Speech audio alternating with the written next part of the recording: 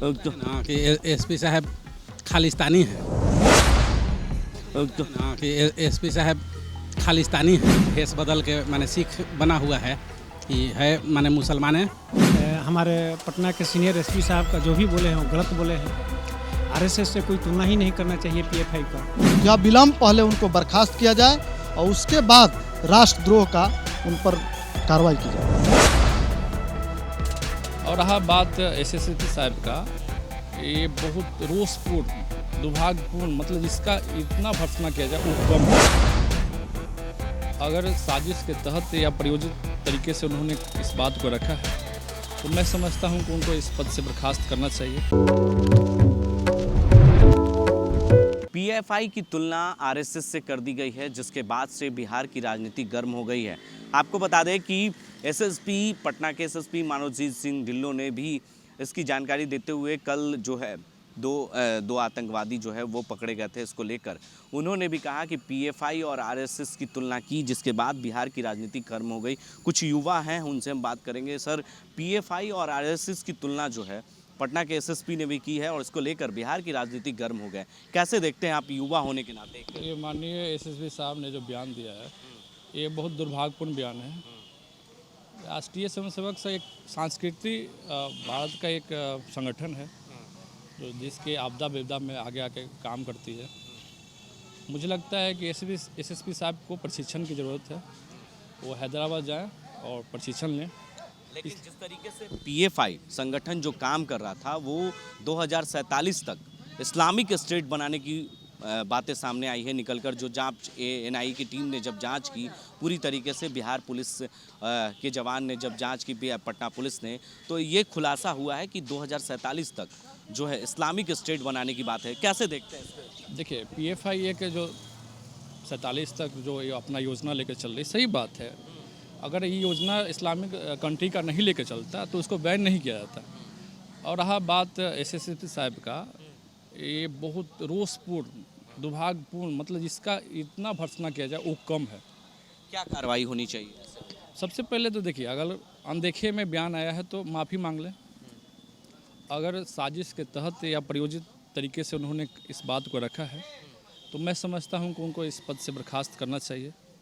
तो देखिए, साफ तौर से युवा हैं और उन्होंने अपनी प्रतिक्रिया देते हुए कहा कि उन्हें जो है जांच करने के बाद अगर कोई ऐसी संलिप्तता है या किसी तरह की कोई भी बात है तो उन्हें बर्खास्त करनी चाहिए। कुछ और लोग भी हैं, उनसे हम बात करेंगे। सर, कैसे देखते हैं पीएफआई और आरएसएस की जो संगठन की बात हो रही है और पटना के एसएसपी ने इस पर, एसएसपी जो है पटना के एसएसपी ने कहा है कि पीएफआई और आरएसएस एक तरह के काम।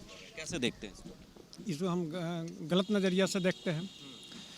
हमारे पटना के सीनियर एसपी साहब का जो भी बोले हैं वो गलत बोले हैं। आरएसएस से कोई तुलना ही नहीं करना चाहिए पीएफआई का। आरएसएस एक हमारे देश का, एक हमारे भारतीय समाज का एक धरोहर है जो हम लोगों को भारतीयता सिखाने का काम करती है। आरएसएस का काम है देश विरोधी और आतंकवादी का काम करना, उनका काम है। हमारे पटना के सीनियर एसपी साहब जो भी बोले हैं वो गलत बोले हैं, उनको माफ़ी मांगना चाहिए।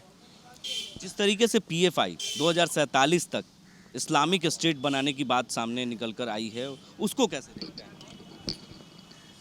उसको हम लोग गलत, बहुत सोचनीय विषय है पूरे देश के लिए। इस पर कार्रवाई होनी चाहिए। इसको हमारे ही देश में रहकर, हमारे बिहार में रहकर हमारे आतंकवाद, ये सोच जो है पाकिस्तान कट्टरपंथी सोच जो है ये गलत है। इस पर कार्रवाई होनी चाहिए। तो देखिए, साफ तौर से सख्त कार्रवाई होनी चाहिए। पटना के एसएसपी के बयान को कैसे देखते हैं सर? जिस तरीके से ना कि एसपी साहब खालिस्तानी हैं, वो सब जो खालिस्तानियन ना है वो है, सबसे मिला हुआ ये आदमी है। भेष बदल के माने सिख बना हुआ है कि है माने मुसलमान है। तो क्या कार्रवाई होनी चाहिए? सरकार को क्या कार्रवाई करनी चाहिए? सरकार के तो इसको बर्खास्त करना चाहिए, सीनियर एसपी को बर्खास्त करके माने कानून से, हाँ माने कारा सजा, माने यहाँ देशद्रोह का केस लगाना चाहिए इस आदमी पर। तो देखिए, देशद्रोह का केस लगाना चाहिए, ऐसे लोगों की प्रतिक्रिया और सीधे तौर पर कार्रवाई की मांग कर रहे हैं। कैसे देखते हैं सर इसको, एसएसपी के बयान को? देखिए, सबसे पहले तो अभी जिस प्रकार से एसएसपी का बयान आया है तो सरकार को, माननीय मुख्यमंत्री से आग्रह करना चाहेंगे सबसे पहले उनको बर्खास्त करें। और जिस आदमी को राष्ट्रवाद और आतंकवाद में फ़र्क नहीं मालूम हो वैसे आदमी को ये बिहार के राजधानी पटना का एसएसपी रहना माने कहीं से जायज़ नहीं है। मैं माननीय मुख्यमंत्री जी और यहाँ के जो वरीय पदाधिकारी हैं उनसे आग्रह करूँगा कि पहले तो उन पर विलम्ब उनको बर्खास्त करें और उसके बाद राष्ट्रवाद और आतंकवाद में अंतर नहीं समझने पर कार्रवाई करें। कैसे इस संगठन को देखते हैं? पीएफआई एक संगठन है जो 2047 तक खुलासा हुआ है कि 2047 तक इस्लामिक स्टेट बनाने की बात सामने आई। जैसा कि आपने देखा हो पीएफआई के जो भी आतंकी पकड़े गए हैं उन्होंने खुद स्वीकार किया है कि हम 2047 तक देश को आतंकी राष्ट्र बनाएंगे। और ये एसएसपी को उसके बाद भी उनको समझ में नहीं आया कि जो आदमी स्वयं एक्सेप्ट कर रहा है कि हम आतंकी संगठन चला रहे हैं और यहाँ हम इस्लामिक राष्ट्र बनाने की बात कर रहे हैं और उसकी तुलना राष्ट्रवाद जो देशभक्त में आरएसएस एक ऐसा संगठन है जो विगत 50 साल से ऊपर से लगातार आम लोगों के लिए काम करता है, चाहे शिक्षा के क्षेत्र में हो या समाज सेवा के क्षेत्र में हो, और इनको अंतर दिखाई नहीं देता है। तो इसलिए पुनः एक बार आपके इस चैनल के माध्यम से माननीय मुख्यमंत्री और वरीय उच्च अधिकारियों से मांग करते हैं कि विलम्ब पहले उनको बर्खास्त किया जाए और उसके बाद राष्ट्रद्रोह का उन पर कार्रवाई की जाए। कि पढ़े लिखे लोग जिस ओहद्दे पर बैठे हुए हैं, जिनसे देश को, राज्य को, हर व्यक्ति को, जन जन को यह अपेक्षा है कि कोई गलत होगा तो उसका वो निदान करेंगे। और ये महानुभाव ऐसे ऐसे पदों पर लोग बैठते हैं जो आईएएस आईपीएस कहलाते हैं और ऐसा वक्तव्य देते हैं जो कि मने परे है, वैसा वक्तव्य आना ही नहीं चाहिए वैसे आदमी के मुंह से। और रही बात जो आरएसएस की और ये आपने पीएफआई, तो वह जो है एक आतंकी संगठन है, वो आतंक को जन्म देता है, आतंक को वहाँ से तैयार कराता है। और ये जो है देश की रक्षा के लिए, देश का जो नियम है, देश का जो ये है सनातन जो धर्म है, उसकी ये व्याख्या करता है।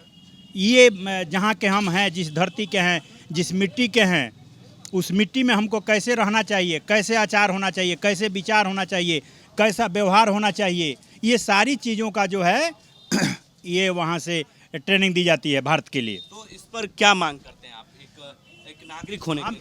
हम तो पहले मांग करते हैं कि ऐसे आदमी को फिर दोबारा उस पोस्ट पर नहीं रखा जाए, उनको लाइन हाजिर कर दिया जाए, सेंटिंग कर दिया जाए कि फिर उनको ऐसा वक्तव्य देने का नौबत ही नहीं आवे। तो देखिए, ऐसे वक्तव्य देने की नौबत ना आए। कुछ और लोग भी हैं, उनसे भी हम बात करते हैं। सर, कैसे देखते हैं एसएसपी के बयान को? जिस तरीके से उन्होंने कहा पीएफआई और आरएसएस एक ही संगठन है और एक ही ढल्ले पे चल रही है, कैसे देखते हैं? नहीं, उनकी नज़रिया एक भले हो सकती है, लेकिन दोनों संगठन में बहुत आकाश और ज़मीन का अंतर है। एक राष्ट्रवाद से ओतप्रोत है और दूसरा आतंक से ओतप्रोत है। उनका एक कहना जायज़ नहीं है। तो उन पर क्या होनी चाहिए, कार्रवाई होनी चाहिए क्या? तो कानून का अपना काम जो है वही ना होगा, शासन का जो काम होता है वो करेगा। तो देखिए, साफ तौर से जिस तरीके से लोगों का बयान है और सीधे तौर पर कह रहे हैं कि एक राष्ट्र संगठन है और जो एक सनातन धर्म है उसके लिए वो संगठन है, और सीधे तौर पर कह सकते हैं कि जो संगठन है पीएफआई और आरएसएस वो एक अलग संगठन है। पीएफआई एक आतंकवादी संगठन है जो आतंकवाद को बढ़ावा देता है, और ये देश हित के लिए संगठन है। जिस तरीके से लोगों के बयान आए और सीधे तौर पर मांग है कि उन पर जांच की जाए और जांच कर आगे की कार्रवाई बिहार सरकार यानी बिहार के मुखिया नीतीश कुमार को कार्रवाई करनी चाहिए। आगे ऐसे ही तमाम खबरों के लिए आप बने रहे 10 न्यूज़ के साथ और देखते रहे 10 न्यूज़।